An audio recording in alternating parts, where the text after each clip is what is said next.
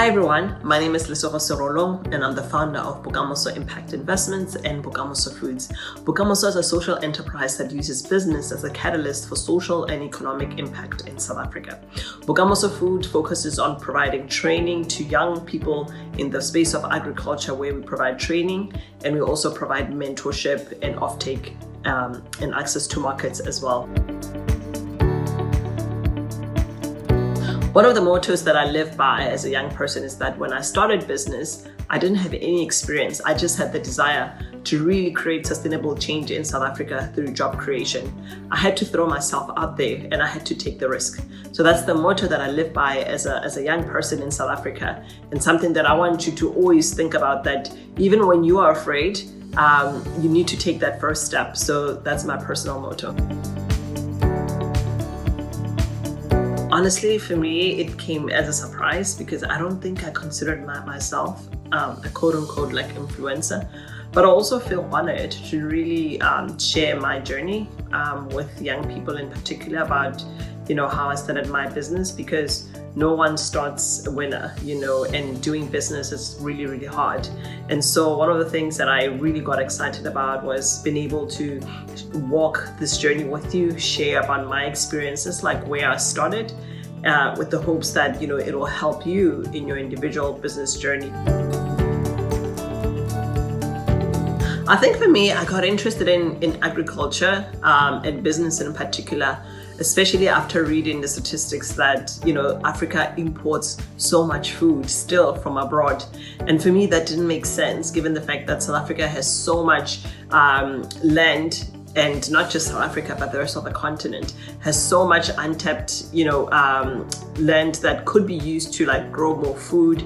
And so I saw this as a business opportunity, because if countries can spend billions importing food, why can't we actually displace those imports and actually capture, that money that we currently use on import?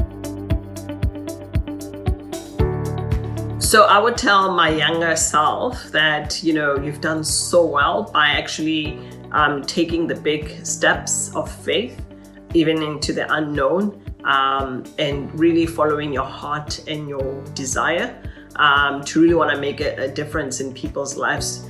Like I said earlier, I didn't know that, I'd end up an entrepreneur, but it's so important for you to find something in your heart that really burns that passion in you, something that really makes you come alive. And for me, what an honor it is to really know that I'm running a business that has an impact in our society, and it's creating jobs, in our country, of which we need the most, right now.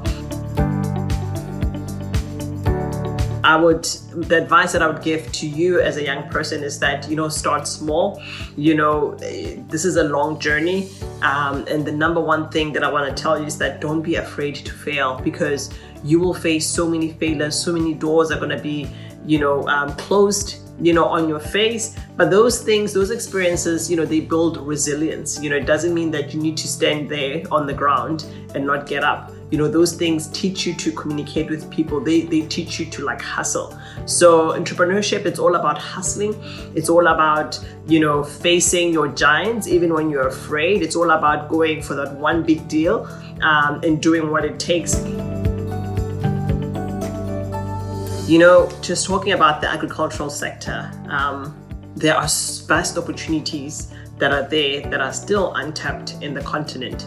For example, one of the products that we recently launched called Be Loved Honey, which is one of our Bokamoso's product, we realized that South Africa imports 4,000 tons of honey, but South Africa currently sitting on the production capability of 2,000 tons.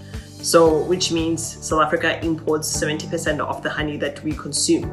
That's where I saw an opportunity in this multi-billion-dollar industry globally, where we could actually displace some of the imports that we take or we get as a country, and actually use our model of empowering local young people to start producing their honey, of which we as a company, we sign offtake agreements with them to buy every single drop of honey that they produce. So there's other opportunities within the same value chain. For example, you can also get propolis, which is used mainly in pharmaceutical industry. You can also use wax that is used in hospitality industry. There are all these byproducts of honey that you can use. And also bees are good for the environment. So while you're making money and you're also providing a product that has vast health benefits. I mean, we saw our sales surge, during COVID, because a lot of people were really interested in real honey, to help boost their immune system.